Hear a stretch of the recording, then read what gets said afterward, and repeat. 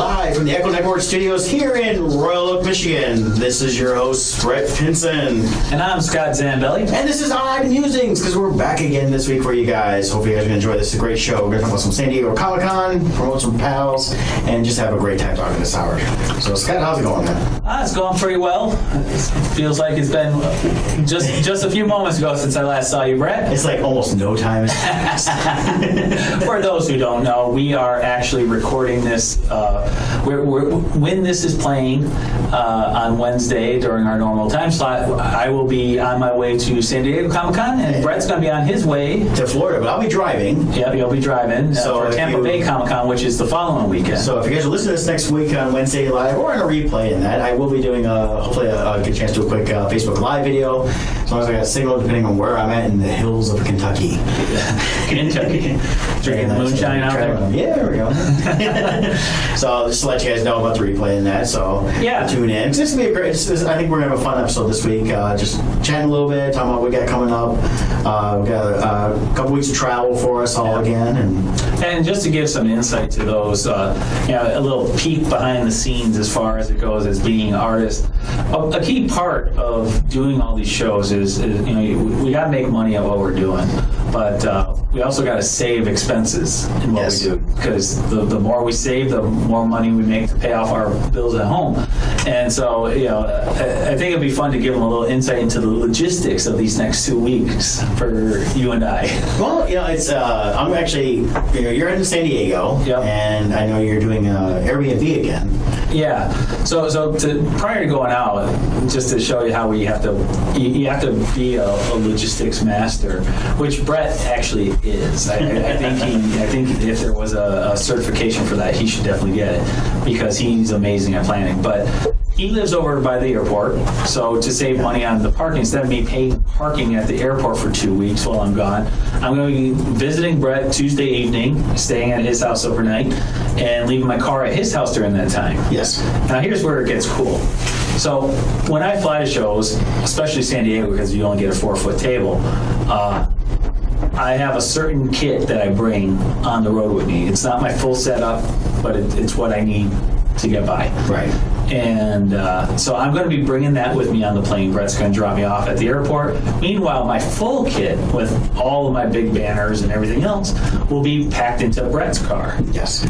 So while I'm in the air at 10,000 feet flying to San Diego, Brett will be at 6 feet off the ground in his car, driving with all of his setup along with mine. And actually, you're bringing some of Dominic's stuff too. Yeah, Dominic's flying into Tampa Bay, so I tell him I bring some of the stuff with us there. And Dominic's going to be crashing with us. That's one thing we do too is if we've got the room, it's nice to pack out a hotel. Not too much. We don't want it so packed that people are stacked like Redwood.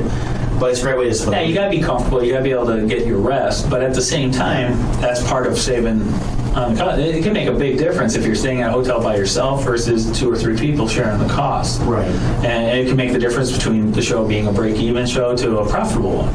Right. It's expensive to drop $600, even $800 sometimes on a hotel. Right. By yourself, plus the cost of your table, plus the cost of your product. Yeah. All these things add up that the average fan they don't understand because they don't do it, which is fine. As I like to tell some of them when they complain about the cost getting in, it's like, I understand it's high, but you take that, times it by 10, whatever it costs you to be here, times it by 10, you look at it, it's usually at least what we're spending to be there. Yeah, exactly. So we don't have free tables, free hotels, free setups. We're paying for our entire way. Right. The only ones that get that is some of their invited guests, but even some people some shows promote as guests, they're hired up. They're only getting maybe a free table. They still got to pay their own travel and hotel, so it all varies from person to person or the type of celebrity they are. Exactly. So then I'll be in San Diego. I'll do my setup while Brett's driving to Florida, and you're going to get to spend some time with family down there. Yeah, I'm going to see my sister and see her 2 kids, and my dad's there with her right now, but he lives down there and helps her out, so that's what helps out. That she needs the in-house, as my brother used to call him, the Manny, which is now an official TV show based on the This Is Us series. Right. But this was coined like 6 years ago, so I should tell my brother he needs the content. So hey, that's my concept, the Manny.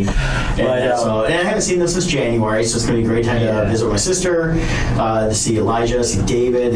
They've grown. I've seen them. Right. So you'll be staying with family during that time. Yeah. And then when I finish up with San Diego Comic-Con, I'm flying from San Diego straight to Tampa Bay. Yep. And to meet up with Brett, and we'll have a couple days there. Well, I'm gonna pick him up in the afternoon on Monday after the show, and when he gets in, and we're immediately gonna head out east towards Orlando. The magical land of Orlando. And that's where we're hoping to do our episode. Well, this is episode 11. Episode 12, we hope to be broadcasting from Universal Studios. As long as technology works in our favor, we're gonna call in on the phone line, so the sound will be a little different for us calling in. We're still gonna record it. We'll probably try to do the Facebook Live as well. In case the technology doesn't work, since we'll be at Universal Studios, we should practice that spell that Dumbledore does. So when he talks, it gets loud and projected. Yeah. Or he holds the wand to his neck. So maybe we can do that. Well, I will have my wand. So. Yeah, I'll have to borrow Ashley's, just in case we need that to make things work. Yeah, but we're gonna have a great time. This is one of the rare times that we talked about before, where we're gonna have a day or so to actually have a little bit of fun, to decompress. Decompress from San Diego for him. Decompress from visiting my sister and the kids, which will be fine. They're great.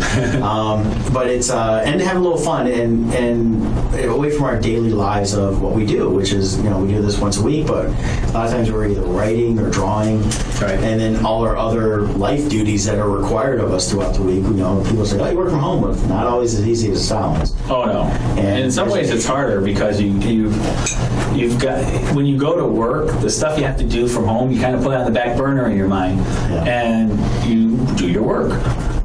But when you work from home, it's so easy for life to, if the cable guy has to go, well, you schedule that during the day. Well, now you got to take your break from doing that. Or like for me, when I was up getting my new phone, all of a sudden in the middle of the day, when I should have been taking care of certain projects, I had to spend an hour on the phone to fix everything. Well, it's like me last week having to go to see Despicable Me 3 with my other nephew, Aiden, and it was such a chore.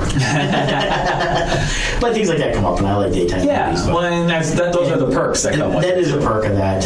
With him on summer break, he come and spent the night before. We went and saw Despicable Me 3, really enjoyed it. We took Connie, the Comic-Con mom, with us, and she had a great time too. She liked the Minion movies. It was funny, it popped up on my Facebook that 2 years ago, I had taken her to see the Minion movie at the theater. At the same theater we went and saw Despicable Me 3. And but it's part of the perks, but then you come home, and a lot of times I end up working late. If I do stuff during the day, after dinner, stuff like that, it's like, well, you got to make up that time. I'm going to bed, but I'm not going to bed. I'm going to hop on the computer, I'm doing some video editing, I'm doing some writing, I'm doing a little drawing sometimes. Right. So my drawing table, or if I get really lazy, I just pop up a makeshift one on the bed so I can have my pillows behind me and start drawing until I pass out. So after all that, we'll do the Universal thing, but after that, then we actually have Tampa Bay Comic-Con to do. Yes. Which is a great show that we've done. I love these guys. Imaginarium is the company that puts that on. They've got... they really do a great job in their floor plan, their layout, but also their planning. They're very unique, I think, in how they plan their panels. And what I like is they're not trying to, even though their shows are growing, they're not trying to overgrow the inside of the shows. They grow it on the stuff going after the show. Yes. Panels going until midnight, different events. They did a Rocky Horror show the one year there. Yeah, I really enjoyed that. That was my first time seeing a live performance of the Rocky Horror Show during, while they screened the movie. Right. And that was a blast. Had a lot of fun there. But the key is they set this up so that these things aren't competing directly with us as artists and vendors. Right. They really maximize it so that the fans can shop with us. Yes. Which is important, because if they're not shopping with us, we can't go back. Right. But then they also plan, because when a show is over, fans are looking for stuff to do at night. Well, they make their panels at night. As a person set up, what I like is their hours. They end at like 6 o'clock, which is perfect for us. Because some shows go, we're going to 7. They have to have more shows. Like, no. Do the afterward stuff, which is what they do. We leave at 6. The beauty of it is we'll go back, we'll drop our stuff off at the hotel. By Tampa Bay, we're staying right across the street, not telling you which one. There's 18 to choose from. You'll never find us. And but then we can figure out dinner. And the thing is, for most time, for us, we did this during the Vegas Denver trip. We've done others. Scott and I are very similar to this. We'll have some protein bars during the day. We try not to eat too much in the show. Once in a while, we'll go out and get something. Depends on how breakfast was. Yeah. But if we can get a good, solid breakfast, which we definitely will with Tampa Bay, we don't have to really eat again until dinner. But if we're there till 7 or 8 o'clock at night, that makes it harder. If we're getting out at 6, that means we're going to eat by 7:38 instead of 9 or 10. And you get out like that by the time you when a show, even when it ends at 7, by the time you get out of the show, drop off your stuff, get to the restaurant, wait in line because there's so many people. Yeah.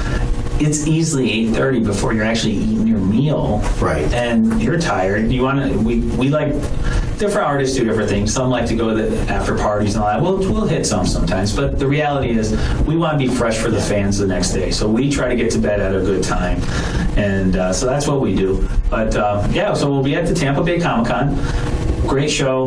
Looking forward to it. Yeah, it's been one of my favorite shows, and definitely keep up the presence there. I've been doing it now, I think it's my 3rd or 4th year doing it. Right, and then when that wraps up, instead of flying home, I will actually be driving back home with Brett. Right. And what we failed to mention is Connie, the Comic-Con mom, will also be at Tampa Bay Comic-Con. Yes, she's gonna be hanging out with us all weekend. So she'll be your co-pilot on the way down to Florida. Right, we're riding down together. She's gonna ride me down, and then we're visiting my sister, like I said. Yeah. She's gonna stay a little bit longer and visit with them for a while. Right. Because we're not gonna be back for a few months, to visit. We've got a visit planned in December with a wedding tied into my cousin Amanda. She's getting married. Cool. And so we're excited about that as a December wedding. And I was excited because I realized they're doing Harry Potter Christmas at Universal. So guess where I'm going to be? Oh, very cool. It's like, what are you doing? I'm driving to Orlando. It's such a blast down there. I really enjoy it. So I'm sure that'll be a good And time. I'm a big theme partner, especially the Harry Potter stuff. And with the 20th anniversary this year, I think it's great. There's a lot of cool stuff going on. Can you believe it's the 20th? Yeah, you know what? And the cool thing is I missed out on it, but Toledo Mud Hens is doing it. Friday is their Harry Potter night down at the Mud Hens in Toledo, and they had a jersey, but they stopped. By the time I had the money, I was like, they stopped. Yeah, they do the limited runs. Like, man, I wanted one of those. It was pretty cool. It said Mud Hens, but it was all done in the script. And They do a cool one for their Star Wars night too. They come out with a limited edition. They did a Ghostbusters one before too, which is cool. Yeah, they do. But it's just Harry Potter stuff all over. And the 20th anniversary, there's stuff going on. I see in September around the country, different places. I know some cities are popping up on my Facebook feed that says they're doing like Harry Potter nights. Very cool. And I'm a big Harry Potter nerd, so I enjoy the books. I'm really simply I got to read books because I've got them all on my Kindle now, and because of the Pottermore. So cool. Well, before we get into the preview of San Diego Comic-Con, I want to give a shout out to one of our sponsors, the Chubby Duck in Detroit. And I'm hungry. They do have great food, and actually, in a couple weeks, we're planning a trip down there to actually. Yeah, we hoped to do it before, but it was scheduled to get a little off these last few. So in August, we're going to make our trek down after a show and go down to the Chubby Duck and check out the food as it's actually freshly made. As good as it is in studio, it's we're getting it an hour or so later. What's really funny right now is Dominic has entered the room. He had to step out for a second, and him crawling underneath our camera on his hands and knees. Actually, it almost looked like a War of the Planet of the Apes reenactment there. which when you're hearing this, I've already seen, and I'll have a spoiler-free review is up, of course, but then I'll be doing trying to do a little more in-depth review. Yes. For you guys. So if it's not up yet, it'll be up soon. That was like American Ninja Warrior. I don't know what you're talking about. Yes, definitely. Yeah, we saw where they were set that up in Vegas too. American Ninja Warrior, the not so smooth edition. Bravo, but I think you actually managed to stay out of frame of the camera. So yeah, you did. That was pretty good. That was pretty good. Oh, this pro might have got in there, but hey.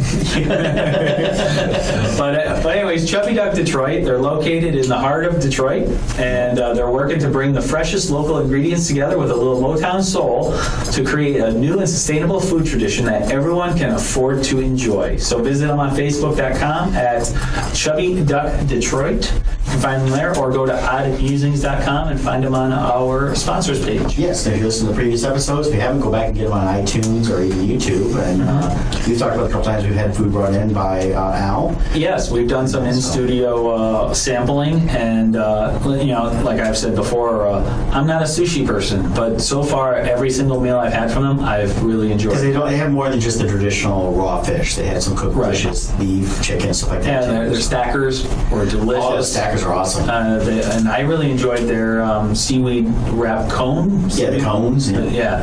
And very good, very crunchy and crisp. It was excellent. So I definitely recommend them. I'm looking forward to when we go down to their restaurant and eat there in person instead of in the studio. So do a little grazing.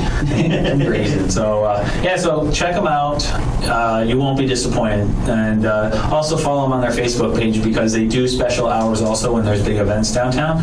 So if you happen to be down there for some event and you want to grab some of their food, check them out. They also have a frequent, frequent punch card type thing too. Yeah, definitely want to get one of those when you're there. And then they have outdoor seating right now with summertime, which is nice as well. Limited indoor seating. Right.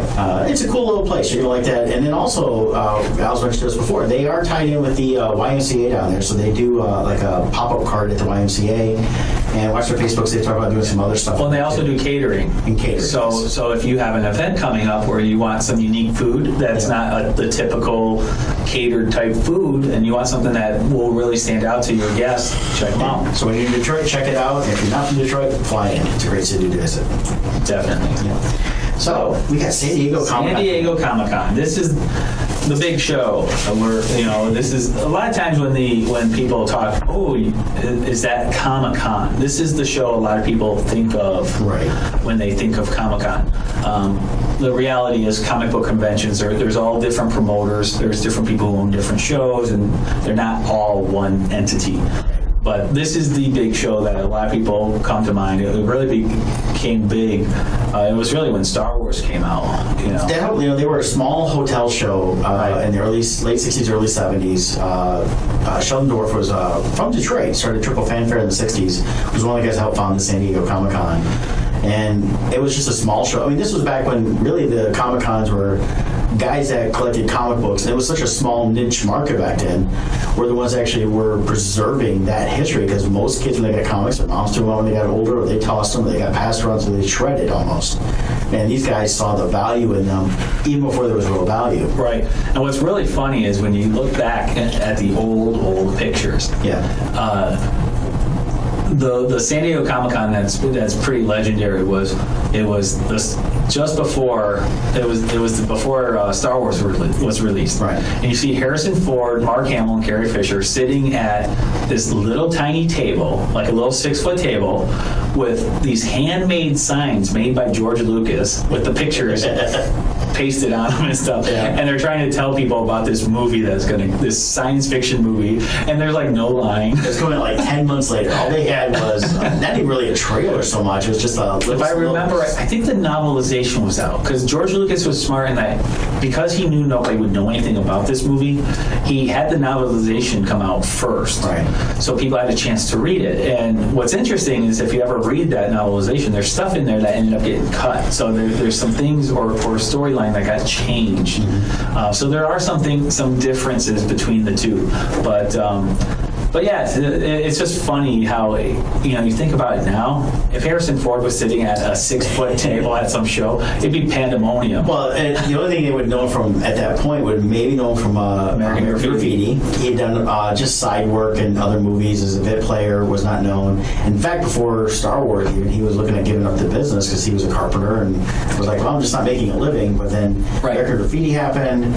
He then got Star Wars, which he was still kind of acting, but he was... Actually, technically, he wasn't supposed to be in Star Wars. It was he was there to do the him and George had become friends because of American Graffiti, but he was there to kind of read off of the different actors. Yeah, so they could have somebody, when they read their audition roles, he would do the opposite lines. Right. But when they had people coming for the Han Solo, nobody's fitting. They finally went, well, this guy here's doing it right. And George, when I read different things by George Lucas or about him, his biographies or stuff like that, it's like he didn't want anybody that was in previous movies in this movie. Right. And finally someone just said, look, he's good, just use him. Nobody's going to care. It's not going to be like, oh, that's the guy from America. No, nobody thought that. Right. And especially the fact that Harrison Ford is such a great actor. He owned the role. Oh, and the minute you see him, the first time you meet him, he's this this cocky little smuggler pirate guy, and he's not little, he's a big guy, but I saw an interview with Harrison Ford a long time ago, and what he talks about is like one of his first acting jobs was he was a bagger in a grocery store, and it was just like a background character. And the person told him, he had this person look at it and say, you didn't do good at that at all. And he's like, what do you mean I didn't do good at it? They're like, when such and such, some big name actor did their first role, when you looked at them, your first thought was, wow, that person's going to be big. And he goes, well, I figured since I was playing a bagger, when people looked at me, they should think, wow, that guy's a bagger. Yeah. He goes, because that's part of acting. Well, yeah. I wanted to be the role I was supposed to be. And it's not like it was his job to outshine the star. Right. So that kind of showed Harrison Ford's perception too, where he wanted to actually be an actor that played roles, and one of the big downsides to him why he didn't like fame was as he got bigger, he said he could no longer just sit and observe people. He couldn't watch life unfold before him to see how people acted so he could emulate that on the screen, because he became the center of attention. And people didn't act normal around him anymore. And so that was something that he always, that's the part of celebrity he didn't like, was that he liked observing life. Yeah. And he couldn't do that anymore. So I thought that was cool. Yeah. But so San Diego, though, that was kind of when it started getting big, was the Star Wars. Now, of course, you hear people that try to say, oh yeah, my so-and-so was there, my uncle, my dad, my sister, my whatever. Realistically, it wasn't the event it is now. Correct. And yeah, now it's a huge spectacle. And even then, it's only been, I would say, the last 20 years, I think it's really become the spectacle it is, because it grew bigger and got a little more, and as the movie companies realized, especially through the late 90s and the 2000s, that this is a prime spot to release everything. Well, even for myself, this will be my 8th year doing it, and even my limited time doing it, 8 years, I mean, that's a good amount of time, I guess, but I can see huge growth between. I mean, it used to be, even within the itself, it became a huge event. But now it's a spectacle through the whole city. Unfortunately, this year Nerd HQ won't be there. That's Zachary Levi's production that he does to raise money for his charity, and it's always for me one of the highlights. But it's not part. I read somewhere I thought Zachary Levi was coming out for that. He made an announcement a couple weeks ago that it won't be happening. So unless something changed in the last 2 weeks, he had to say it will not be happening. It was a very heartfelt sorry to the fans. So and double check that just to make sure I'm. Well, he may be doing that. I saw somewhere he'll probably be out still because I know he has properties that he's attached to. I think there's something. Was it with Chuck? I can't remember, but. But anyways, Nerd HQ was always a highlight for me to go to after the show was over, because I'm working my table. I don't get to really walk around and see much. So usually my experience of San Diego Comic-Con is before the show opens, I walk the floor, which is really cool because I get to see a lot of things before the fans do. But once the show is going, I'm working. I see the show walk past me at my table. Yeah, here's what it is. Zach's actually going to be hosting the second annual Sci-Fi Presents live from Comic-Con. Okay. So that's what he's going to be doing. It's going to 3-night broadcast July 20th through the 22nd. So watch for Scott on that. And then so they air 11 p.m. Eastern time, and it's going to focus on fans across the U.S. So he's going to be there. Plus, he just got announced he's the villain in the new Psych movie coming out at Christmas time. Oh, I didn't know that part. Yeah. Very cool. Very cool. I'm a big fan of his from Chuck, and I'm a huge Psych fan. I love that show. Yeah. So part of what comes with San Diego is, I go there. For me, a big highlight is always the Sideshow Collectibles booth. I love checking out their stuff. Every year, if I was Bill Gates with all his money, I would just be buying Sideshow Collectibles items all the time. They come out with amazing, beautifully sculpted action figures, not dolls. And they have statues. They have statuettes and maquettes and whatever else, whatever you call them all, but beautifully done things. But in addition to that, San Diego is known for their panels. Right. So Hall H is legendary. Yeah, Hall H is legendary. They have other halls too. As far as Hall H goes, I've got some. Let's see here. I think I have a list here of some of the Hall H events. Let's see if I can get to that. So Hall H, 20th Century Fox has a panel on Thursday that where they're going to be reviewing things for their Fox network, which I believe Legion they're going to be covering. Legion, I really enjoyed that season 1 of that. So we'll see where season 2 goes. Some other things they'll be covering. Let's see here. The Nerdist panel with Chris Hardwick, so I'm sure that'll be a popular one. Yeah, I'm sure he's going around doing several panels. They do enlist him for The Walking Dead and a few others, and he does a great job. I like catching those when they pop up on YouTube. Yeah, he's like the Ryan Seacrest of the geek world. He if they need someone to host something, they call him. But on Friday, there's a Big Bang Theory panel. Well, that's good. And I'm sure they're going to talk about the young Sheldon that we saw the snippet of. Yep. So there'll be that. There'll be a Fear the Walking Dead panel, which Fear the Walking Dead just had their mid-season finale. I'm behind on that. That's the only episode I got to watch still, and I haven't watched that yet. I will say, I think things have been picking up for them. I really enjoy where the season's going. You know, they lost me last season. I popped back on this season, so okay, I'll give it a try. And I like the direction they've gone. They've kind of fixed the problems I think they had, in my opinion, on what I didn't like. And it's interesting to see how it's going. And we're definitely seeing a whole different version of this universe. So I'm excited about seeing this last episode. Yeah, so Friday is a packed day because it goes from Big Bang Theory to Fear the Walking Dead to The Walking Dead, which people freak out. Walking Dead always has a great setup at the show. Like last year, they had the RV setup, and they had these lifelike mannequins of all of the characters on their knees with a lifelike Negan because we didn't know who was going to be selected for Lucille. So, and then fans, you could pose. You could kneel down with all the others like you're part of that whole this time we're going to have the pickup truck with Negan give him a finger as he's driving out. Oh, God. That was funny. That was funny. Then they got a Game of Thrones panel, which that goes so at the airing of this episode, episode 1 would have just started for the season. Right. So they'll be talking about what the season's got ahead, probably not too many spoilers. Yeah, and what's going to be interesting about this season is while there's less episode, every episode is like 80 or 90 minutes long. So okay, see, I didn't realize that. Yeah, so we actually will have the season itself will be longer minutes-wise. See, I like that. Yeah, so that's they got a lot to cover because this season and then next season is the last season, I believe, for that. They're supposed to wrap everything up. Correct, and now they're talking about either prequels or other side kind of spin-offs of different parts of the universe. So we'll see what happens there, and maybe they cover that in the panel. Probably will. I'm sure there's going to be some type of reveal of some sort. Then they talk the Marvel's The Defenders. Yes. That panel is going to be going on because that's coming up soon. Yeah, that starts in August.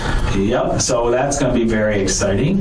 Let's see, other Hall H highlights. Now, for those who don't know, Hall H is a unique animal.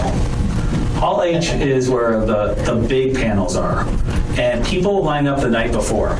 Right. And what happens is, if you go by, it looks like a camp, like an internment camp, because like you just got all these people sleeping on the grass, all in a row. And what's funny, like, was it last year or the year before? The Last Jedi panel. J.J. Abrams bought pizza for everyone. It was Force Awakens. Yeah, for the Force Awakens. They took them to see like a concert. Well, that was after the panel, which. Okay, so people line up.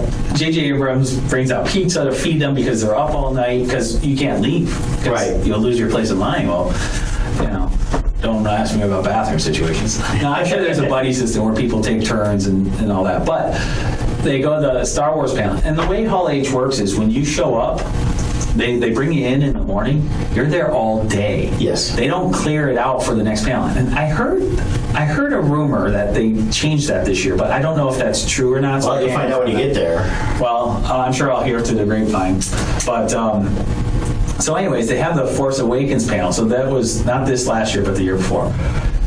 And then they have a surprise for everyone. We have a free concert for you. And they clear out the whole hall. Only problem is there was one panel left. Kevin Smith's panel. Yeah. And he comes up, he's like, and it's where's empty. everybody at? His panel is complete. He might have set a record. That might have been the first time somebody had a panel in Hall H that was empty. Well, and listen to Kevin Smith talk about it. It sounds like because he had tweeted a couple of these he was on set. Yeah. And maybe it was revenge. It was revenge. Revenge because he posted some stuff he wasn't supposed to. It wasn't bad spoilers. He's like, I'm on the Millennium Falcon. He's like, oh, we know what's in it. So yeah. So let's see some other ones. Just some highlights. There's so many, but some other Hall H ones. Warner Brothers is going to be having a big panel, which I'm betting will focus on Justice League. Yes. And probably Fantastic Beasts too. Well, they just started shooting that on July 4th. That comes out next year, so next year's San Diego will probably. But I'll bet they have some kind. I bet they'll talk about it. Right. Stranger Things is going to have a panel. That's going to be huge. Westworld. I'm looking forward to the next season. I'm excited about Westworld. Yep. And Marvel will have theirs, which. That's going to get into Thor, Infinity War, Black Panther. Black Panther, yes. Yeah. Black Panther too. For probably Inhumans Inhumans as well for the TV side. Yes, I know Inhumans is having its own panel. They have their own. Okay. But I'm sorry, no, not a panel. That's in a different section I was going to talk about. They have special screenings too. Oh, okay. For select people and who can make them into them. And Inhumans is having a special screening on Thursday, so those who get into that will get to see it before anyone else. Other screenings include Warner Brothers' upcoming series Krypton. Oh yeah. Yeah, which focuses on what Sci-Fi Channel, I believe. I think you're right. Sci-Fi or FX? It's one of those. I can't remember.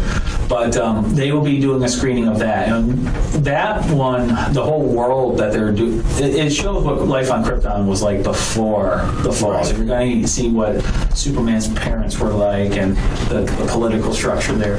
And they're really taken heavily from how the look of Krypton from the movie, the DCU. Right. So that'll be interesting. So the screening of that will be going on as well as the premiere of Black Lightning for WB. Yeah, I'm gonna say that's coming out as like a mid-season replacement. Right. Or launch anyways, and I think it's going to be awesome. And I believe that's part of the Arrowverse. I believe it's going to tie into the Arrowverse. Yeah. And I'm a little disappointed they didn't get Sinbad because he did such a great Black Lightning on Saturday Night Live with the dad. But that's okay. As long as he taught Superman how to fly. you know what, as long as it's not Shaquille O'Neal playing Steel. He wasn't bad. The Steel character itself just isn't great. You know, it's just an okay character. And then we get to Sunday, the final day of the panels, and the big Hall H ones. You got Supernatural. Well, bless you, Dom. Oh, thank you. I think Dominic lost a lung in that sneeze. And then another one would be the Doctor Who panel. Now that one. Well, I'm so behind on this season. Yeah. I've got to get caught up with all our trials. I have a few weeks left, and they had the finale already for this season. But we're getting a new Doctor. Right. It's been well publicized, so I don't think this is considered spoilers. We get a new Doctor in the Christmas special. Right. So, which obviously it's not Christmas yet, so I'm sure a lot of the talk on the Doctor Who panel will be about that. I'm curious to see if they actually reveal anything. Like, will they announce who the new Doctor is? I don't know. In a lot of ways, I wish they wouldn't, and we could all be surprised. But you know what? They're going to announce it. I know. But the question is, will they do it there? Because typically they announce it Well, they did at a British event. Yeah, they did a big live broadcast to the BBC networks, and they timed it so it could air there at 8 o'clock, and they aired here in the afternoon. Right. And they announced the new Doctor, the current Doctor. Yeah, I think it's too much of a ratings grab for them not to announce it, but I don't think they'll announce it at San Diego. Well, if they did, they could broadcast it then too. But we'll see what they do. Yeah, we'll see. So those are the major panels that are going on. There's so many more panels too with all these other groups, and actually the highlight of all of San Diego Comic-Con, I will say, is going to be this awesome panel on Sunday morning. It's from it starts a little before the show, but it features me as one of the panelists. Well, it's going to be a chance to talk about your new comic book. Yeah, my new comic book will be debuting at San Diego Comic-Con. It's called Emmanuel God With Us. It's a biblically based comic, and so I will be offering it for sale there first. Now, you've also, I believe you got some sketch covers. Are you taking some of those with you there? I will have some of the sketch covers with me, though I will be limited as far as, I'm not going to have all my colors and everything, so I'll be able to use pencils or marker and ink in grayscale. So I can do that. But this panel will focus on Christianity in comics and Christian creators and what it's like to be in the industry. And I'll be talking about my book there. What's interesting about the way they do their panel is it actually starts before open. And we do about a half hour of actual praise and worship, which is really cool. It becomes a little mini church service because when you're on the road, you don't really get to go to the church because the times the shows start. So it's a really cool little mini service that we do, and then we go into the panel itself. And myself and usually Sergio Cariello's there, which is an amazing artist and as well as a person. He will be also in Artist Alley of San Diego Comic-Con, but he's the creator of the Action Bible, which is the #1 selling comic book Bible in the world. It's been done in many translations, so he's usually up on the panel with me, along with a bunch of others. But the host of the panel is the Christian Comic Arts Society also goes by CCAS. They have a table in the small press area of San Diego Comic-Con. And I highly recommend going there. Look them up. You can look up Christian Comic Art Society through their website. And along with my book, you will find a lot of other Christian created comic books. So check them out. Give them your support. There's a lot of really cool creators out there doing some cool work. But it's all very exciting. I think yeah, it's very exciting. So, but in addition to these awesome panels, another thing that they're really known for is their toy exclusives. Oh, people are mad about that. They line up, they run into. They literally run. Stuff, yeah. It's the running of the bulls. It's so funny every morning because all these different companies, Hasbro, Funko, the Pops, all of these, they all have a Comic-Con exclusive they come out with, and there's usually different ones on different days, and they're limited. So what happens is the fans arrive early so that when the doors open, they can be there. And right away, as soon as the doors open, you just see this flood of people, and they do that funny run but not running walk. Yeah. It's like they're like trying to speed run but they're trying to look like they're not running because they have all these announcements over the speaker. Do not run. Oh, yeah. There is no running at Comic-Con. And then you see you'll see like these little 80-year-old volunteers for San Diego standing in the middle of the aisle with their arms up, trying to stop this horde of rushing people. Jeez. And it's so funny, and it's like because everyone's got to get there first for their different exclusives. And because, to be honest, it's big money. If you get these exclusives, you'll see them up on eBay within an hour. Right. And people can pay for their whole trip based on a couple of exclusives. Yeah. So I've even heard of certain people who are artists or vendors actually going for the exclusives. That's how they pay for their flight. Well, in some ways, as expensive a show it is what you got to do. It's like, okay, I'll just go stand in line, Right. not sell anything for the first hour, and get this exclusive. But they've cracked down on that. Yeah. So what's happened is they don't want people using their exhibitor badges for that. So they've started to make it where they actually check badges, and you can't wait in line if you have a certain badge. Right. So they've cracked down on that. Even with the fans, there's because so many people get ridiculous with how they're pushing each other and all for a toy. There are certain wristbands they now issue and all these different things to limit it. But Hasbro has a bunch of really cool exclusives coming out.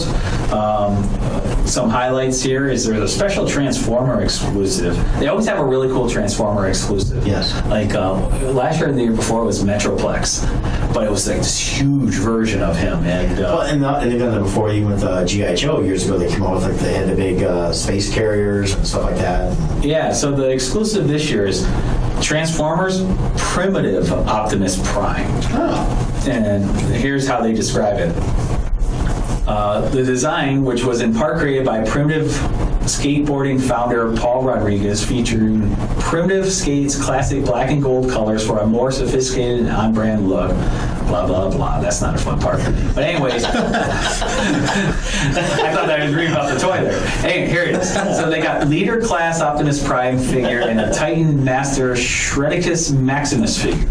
Okay. So what happens is Optimus transforms into his usual part, and it looks like the trailer itself transforms into its own character too, but it looks pretty sweet. They also have G.I. Joe Cobra Missile Command headquarters they're coming out with as an exclusive, with some exclusive figures.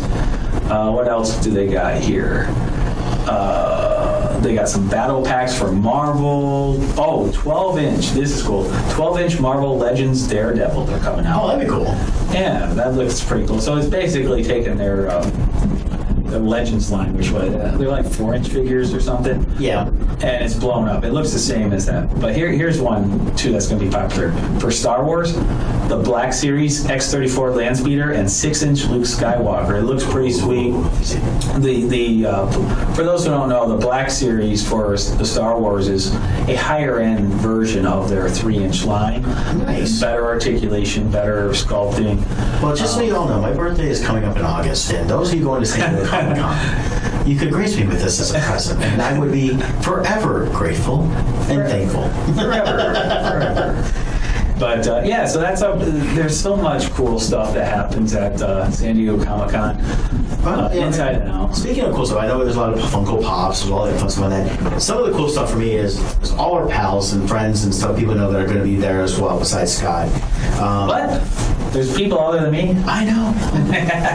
Like Sean Forney, he's a listener of the show. He chimed in on last week's episode and a little bit about Spider-Man, and he's going to be located at the AA15 in Artist Alley. Yep, and that's I believe if it's not the exact table, that's usually where he's at over there. So his table's in his usual location. So if you're a fan of Sean's, then you've been to him in the past.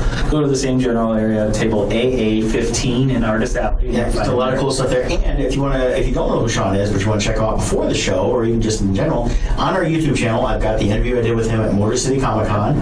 Sean's been a good friend for quite a few years now, him and his wife Stephanie. And I know they're excited about being in San Diego, and hopefully Scott will get a chance to say hey to them real quick, but it's such a busy show, you never know. Now, usually we say hey real fast during setup, and then we don't see each other again. Even though I'm only one row from him, but that's how busy San Diego Comic Con gets. It gets packed. Yeah. So yeah, definitely check out the interview on Sean on our YouTube page. Check out his website. He does amazing work. Yeah, Sean Forney Illustrations. He's on Facebook, probably Instagram, all the different social medias. Another highlight that'll be there will be Katie Cook, which we recently interviewed. And she's going to be at HH17. HH, that's it. Oh, 17. I wonder if that's a different They may have moved her. I mean, for the most part, it seems like people have most of the same times, but as things change and evolve, it happens. And And they're probably showcasing her a little more with different things in that area. I don't know if you can showcase her anymore. She's always got an amazing line. Well, she was in Denver with us, and she brought her awesome husband Ryan to help out at that show, and the line they had was great. My line did not interfere with her line at all. I'm sure she was grateful for that. I'm sure. Yeah. Brett. But and Katie Zellman, we did a great interview at Motor City Comic Con with her. You can check that out on the YouTube channel as well. Yep. And then also another interview we just got up was the Josh Warner interview. This is Warner, W-A-R-N-E-R, the creator of Mighty Moose. Mighty Moose. And talked to a good pal of mine again. We got a chance to talk to him for a little while, and he's going to be set up over in L09, over at the Small Press area. He's going to have his new current issue of Mighty Moose. Some cool artwork he's been posting on his Facebook page that he's been doing in prep for the show. And come check out all the cool stuff he's got going on too. Get his comics. He's going to have I think he's got 2 graphic novels now, collecting some of the Mighty Moose as well as individual issues of a lot of them. So if you're looking for some fun independent comics, both him and Sean have stuff. We know Katie Cook does. She's got a lot of cool stuff she's done out there. And I believe like usual, she'll be doing her really cool little commission cards there. Yeah, she always does her little mini paintings, she calls them. Mini paintings, yeah. And they're like $5. You get this really cool little painting she does, and she chats while she's doing it. And what's really cool is it's not just a cool little painting, but she infuses her humor into every single one, and it's amazing how she gets something so funny in such a one-liner or whatever.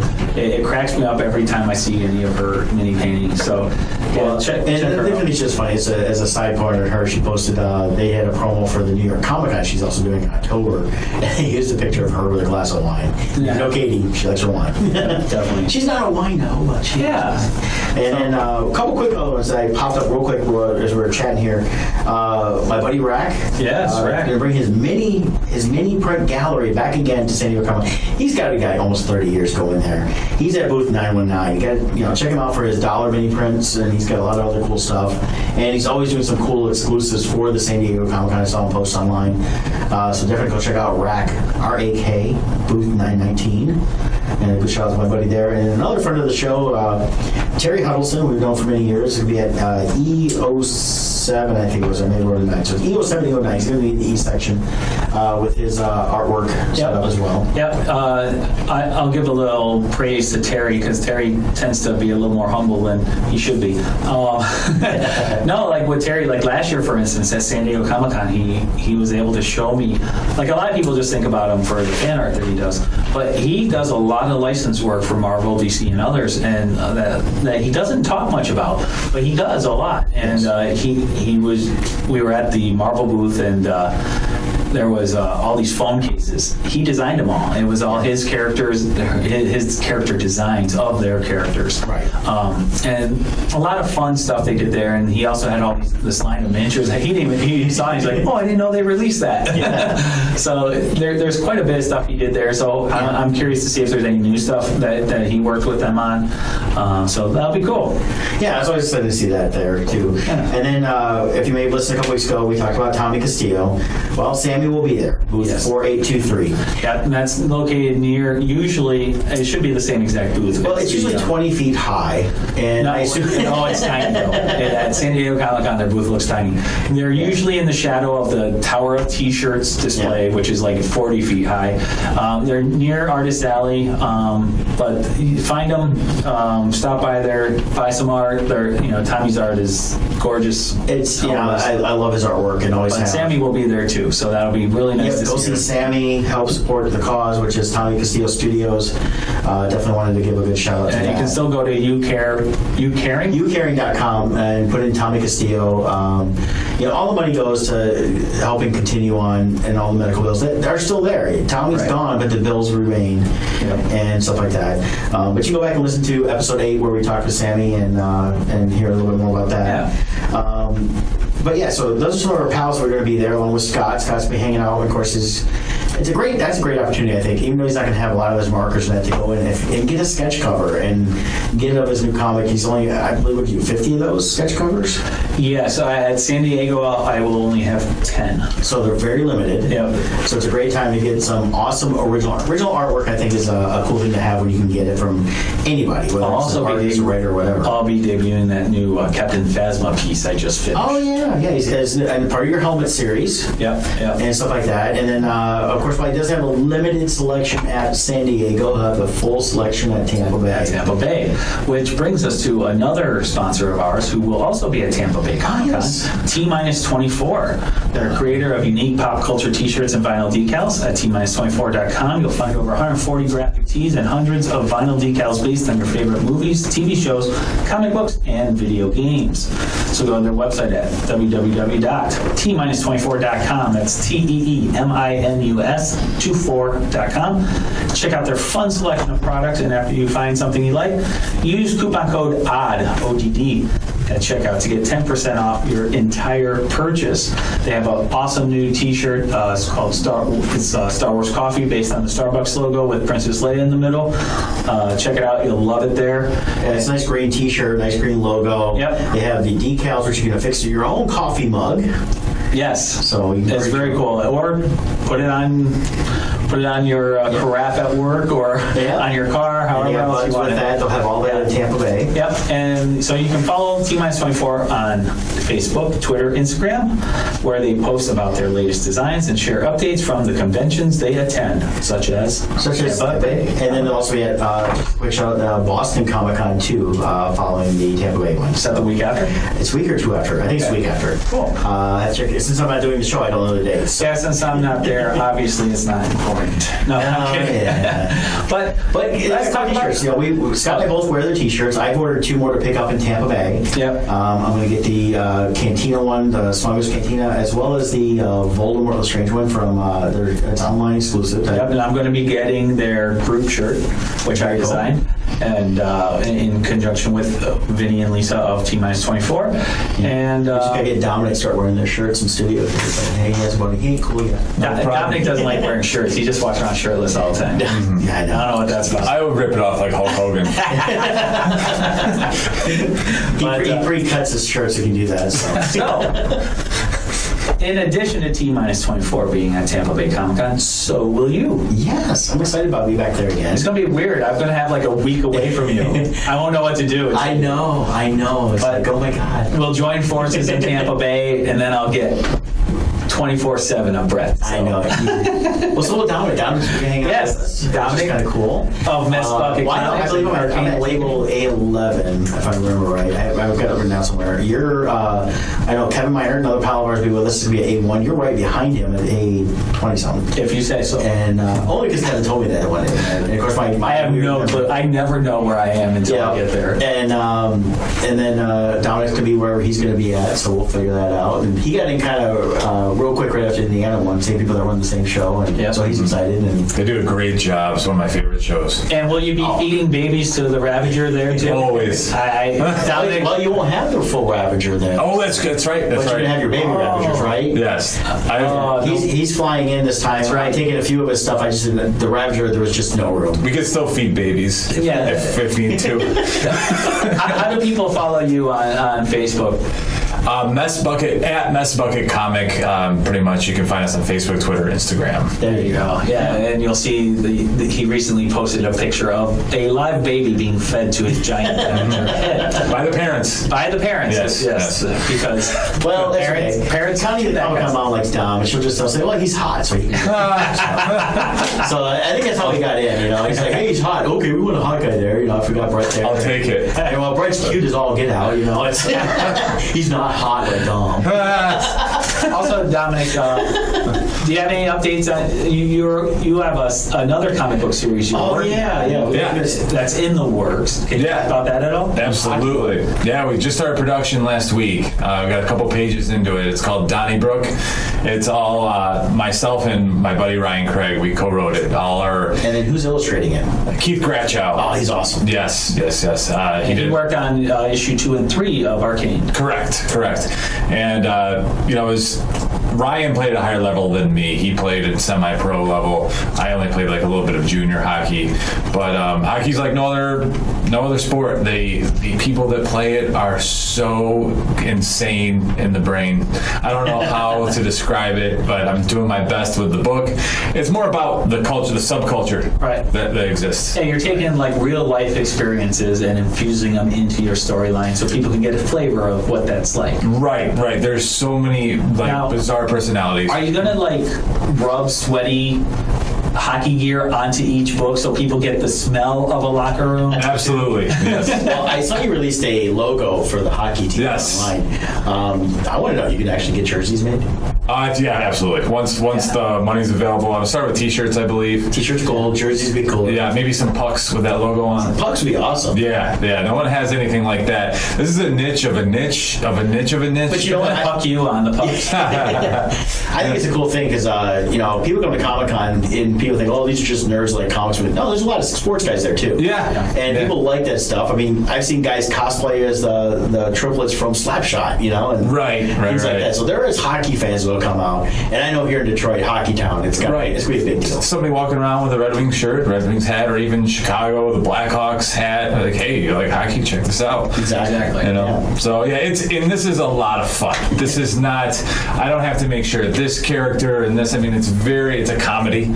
I can't be totally careless, but it's a lot more lighthearted. Is this like an ongoing story, or is this a series of individual stories? Yeah, I'm gonna do. It's gonna be like the Arcane of like a 52-page graphic novel, but this one's gonna be 26, and then another 26 to follow, and I'll collect them, and it's gonna keep going. Yeah, I want it to be like a soap opera, but surrounding a hockey team. It's almost like each episode or each issue will be an episode of a TV show. Kind of like a season. So it's going to be the first one, Donnybrook season 1, and then season 2, guys will go up to the pros, get traded, get hurt, new players. Spoilers, man! Spoilers. Yeah, you don't know who. And that's where you get into like all the different personalities too. Like the guy who, like you had mentioned, like the guy who played one game, sat on the bench though, didn't even play, but he'll forever brag about how exactly he pros. And hey, you know what? You make it one time, you made it. Hey, think how many guys never make it. Yeah, I would take because I'm a baseball fan. If they wanted to hire me for one day and let me play one game, I would never need to play again. They pay me a dollar for that day. Bragging rights forever. I got a uniform. I walked out. now, I swung the bat. I got beaten in the head. I don't care. Right now, I just want to be Conor McGregor and get paid $70 million to get punched once by Floyd Mayweather. Yes. Yeah. Did you hear the quote Floyd Mayweather said to him? No. So they're having their face off, and McGregor's been doing a lot of trash talking. It's part of his character shtick. Well, yeah, it's all character. Big time. Yeah. Oh yeah. He understands the dynamics of wrestling and playing to fans and being a heel, and that's what he's doing. Right. But so he's trash talking, selling the fight. But here's the thing: is McGregor puts on an act. I mean, I'm sure there's a lot of it's personality too, but he's playing. Right. But Mayweather's response is Mayweather. He's not playing. It's God only made one thing perfect, and that's my record. It's like, really, of all the things in the universe God's worried about, it's your record. Well, I'm sure when he knocked him out, McGregor's going, I got $70 million.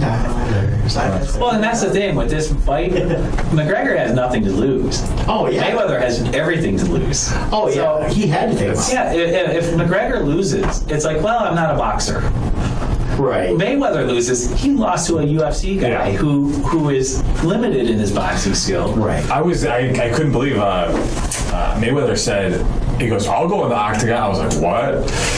He would get smoked. Yeah, all those boxers always get, it's just a totally different. They're both apples and oranges. Sports, and both should crush the other in their respective sports. That's why it's really just a circus event. Yeah, but if McGregor wins, though, that's if he truly came out to win, it made then it was fixed. Thing. The whole not necessarily. I think he could, but at the same time, he played it up something that it didn't matter in his mind. When it doesn't matter, you kind of just show up. You put on a good enough show. Yeah. Yeah. I will say this though about McGregor.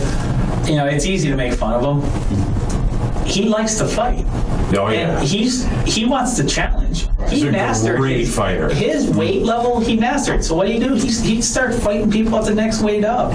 Yeah, he got his butt kicked in the one fight. Yeah. Actually, it wasn't even his butt kicked, but he lost. He tapped out and then beat him. Yeah. But because he got winded faster than he thought, but then the second fight he trained better because he learned. He's like, that weight difference really made a difference. So he trained different, and he ended up winning the second one. But he wants to fight, so he's fine. He doesn't care if he loses. It's the challenge he wants. You got to remember too, these UFC guys, they run their mouth and sell fights a lot because their careers are very short. Even boxers have like 2 fights a year, 3. UFC guys, it's every month basically. Yeah, I mean they fight a lot now. Yeah, their careers you get old fast. You're like 26, you're old. Oh yeah. Oh yeah. Well, it's very brutal sport. Yeah, so you got to make that money fast because then you're it's over. Yeah. Oh yeah. Well, we're kind of winding down here as we talk about switch over from the Comic-Con to boxing and ultimate fighting. Yeah, I am curious. Odd musings. I will say, I am curious where that fight goes. I do want to see it. I mean, that's what we're not those too. It's just like I want to see the fights, but we're on music, so we can talk about anything. So those tuning in going, well, you don't talk anymore. We talk about anything. We talked about Comic-Con for 58 minutes. I know. We'll have more to talk about soon. Don't forget, next week we're going to try to go live from Universal Studios. We camped out hiding there. We haven't done it officially, so it's just us with our phones and sitting there looking as cool as we can. We're going to look fly for a white guy? Pretty much, yeah. 'Cause I am pretty fly for a white guy. So. But until next week, guys, don't forget to tune in every week at 10 a.m. Eastern Time, 7 Pacific. Subscribe to YouTube. Subscribe to the iTunes. He's the man behind the magic for everyone watching.